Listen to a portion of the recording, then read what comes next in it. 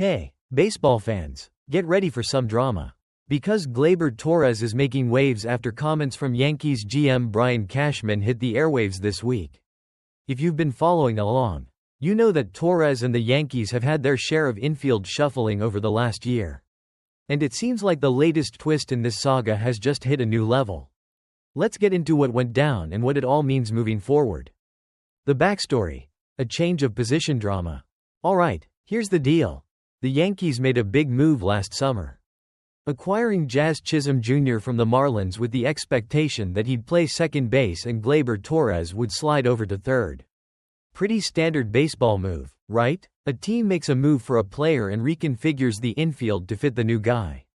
Except there was one small problem: Gleyber Torres didn't want to move. In a recent interview on the Yes Network, Yankees GM Brian Cashman confirmed that when Chisholm came over, the plan was to make him the starting second baseman, with Torres shifting to third. But Torres wasn't having it. Despite the Yankees' intention, Torres made his preference clear to stay at second base.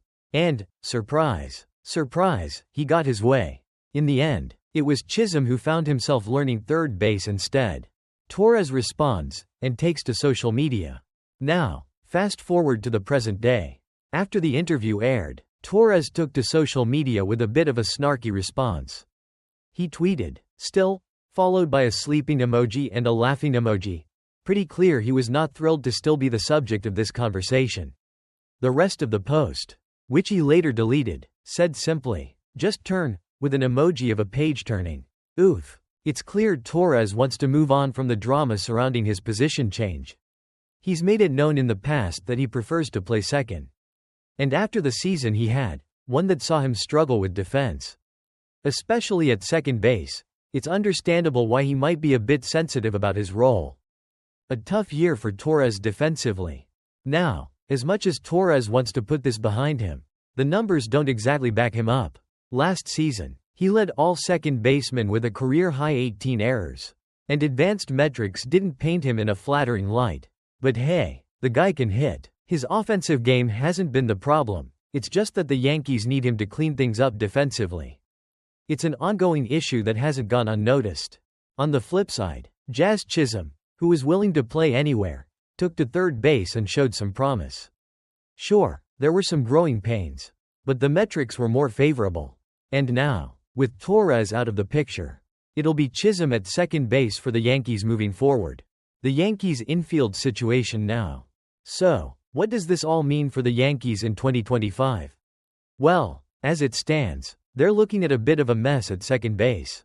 DJ LeMahieu, Oswaldo Cabrera, and Oswald Peraza are the main in-house options.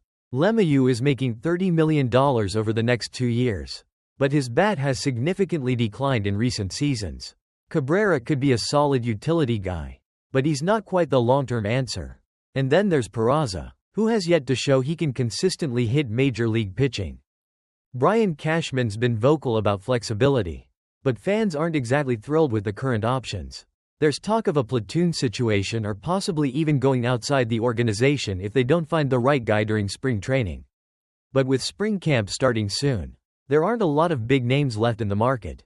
It's getting tight, and the Yankees' plans seem a little up in the air. The bottom line: a story to watch. As for Torres, well, it looks like he's ready to turn the page, literally. He's out of New York. And with spring training fast approaching, the Yankees are looking ahead to a new chapter themselves. But with second base still an unsettled position, it's clear there's work to be done. Conclusion: so, what do you think, Yankees fans? Is this an infield in crisis? Or just another bump in the road as the team tries to get it together? And Gleyber Torres, will he find a home where he can thrive defensively? Or has his time with the Yankees already passed? Let us know your thoughts in the comments below. And if you want more baseball drama, deep dives, and everything MLB, don't forget to hit that subscribe button. We've got plenty more content coming your way as spring training gets underway. Thanks for tuning in, and we'll catch you next time on your channel name, where the real baseball stories unfold. Hey, baseball fans, buckle up because we're diving into one of the most dramatic, nail-biting, and downright puzzling trends in Major League Baseball today. Yep, it's time to talk about the state of free agency. Alright, we've all been there. right? The dream scenario for any ballplayer is to get to free agency and cash in. After all those years of grueling seasons and sweat on the diamond. It's supposed to be the grand payday, right? But wait, what if it's not? What if even the top-tier guys, like Alex Bregman and Pete Alonso, can't get the massive deals they've been dreaming of? Yeah, we're talking about two-time World Series champs and 40-homer sluggers who can't get the bag they deserve. What does that mean for the rest of the free agent pool? Are the golden days of MLB free agency over? Stick around because we're going to unpack how we got here, why it's happening, and, spoiler alert, the MLB might be headed into a full-blown economic storm. Let's get into it. Before we start though, smash that subscribe button and let's dive in. A changing free agent landscape. What went wrong? Now let's rewind a bit. Free agency used to be the golden ticket for players. Think about it, 6 or 7 years with a team, grinding it out, and then boom, you hit free agency and suddenly, you're the hottest commodity on the market. Teams line up to sign you, ready to give you that big money deal. The sky's the limit. But fast forward to today. And, something's different. Sure, we've seen those historic contracts in recent years. Like Shohei Ohtani's jaw-dropping $700 million deal with the Dodgers. Or Juan Soto's mind-boggling $765 million deal with the Mets. But wait, these aren't exactly the rule, they're the exception. Here's the kicker. While teams are throwing insane money at the likes of Ohtani and Soto, when it comes to older players, teams are getting way more cautious. You see, back in the day, think 2000s to early 2010s, teams were all about paying veteran players big bucks. Even as they neared their 30s. We saw it with stars like Albert Pujols and Miguel Cabrera, who each landed massive contracts well into their 30s.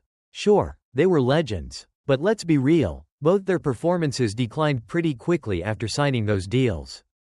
And that's where we see the pendulum swing in another direction. MLB is now all about youth. Teams are betting on younger players and looking for bang for their buck. Enter a problem. Free agents in their late 20s to early 30s are starting to feel like yesterday's news. Think about Pete Alonso, one of the most fearsome sluggers in the game. He's still in his prime and yet, it took until the last minute for him to sign a deal with the Mets. And the deal he got? A 2-year, $54 million contract. That's nothing compared to what he and his super agent, Scott Boras, were hoping for. We're talking around $150 million. Now if that doesn't raise eyebrows, I don't know what will. Alex Bregman, a 2-time World Series champ with few options? Then, there's Alex Bregman, who is, by the numbers, still one of the top third basemen in the league. His defensive stats are still on point, and he's been a key piece in 2 World Series victories with the Houston Astros. But despite all that, here he is, still unsigned as teams are heading to spring training. Does that seem right? For players like Bregman, Alonso, and other free agents in their 30s, free agency should be the time to cash in. But instead, it feels like teams are more focused on player risk than ever. Why? Because of that dreaded decline phase we see all too often with older players. So, what happens? Big-name players like Alonso and Bregman are getting sidelined for contract talks. And other teams seem hesitant to even throw a lifeline their way. That's not a great sign for free agency as a whole. Mid-tier free agents left in the dust? And if 2 of the most productive players in the league can't get paid what they deserve, what does that mean for everyone else? Think about all those mid-tier and lower-tier free agents out there. The players who may not have the name recognition of Ohtani or Soto but are still solid contributors. Are they even going to get a fair deal anymore? Free agency was supposed to be the pathway to big paydays. But now it's starting to look like that's only true for a very select few. It's Ohtani, Soto, or bust. Sure, we're still seeing big-time deals for certain players. But they are the rarities. Most guys are left waiting around for that perfect opportunity to cash in. The impact on the MLB market. Will a salary cap become a reality?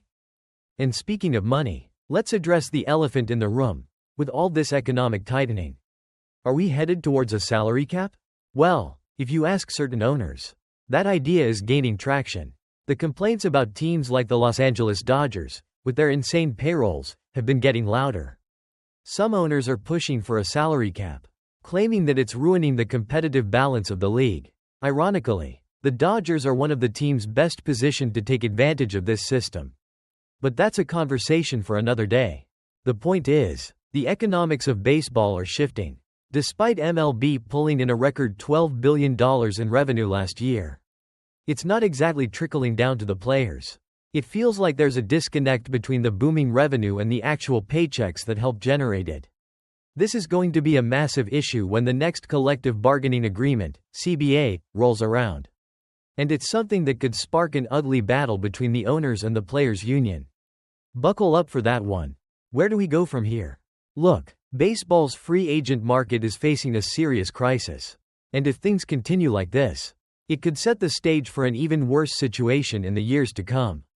Players are getting older, teams are tightening their belts, and the middle-tier talent is being left in the dust. Something's gotta give, whether that's a salary cap or some other drastic measure.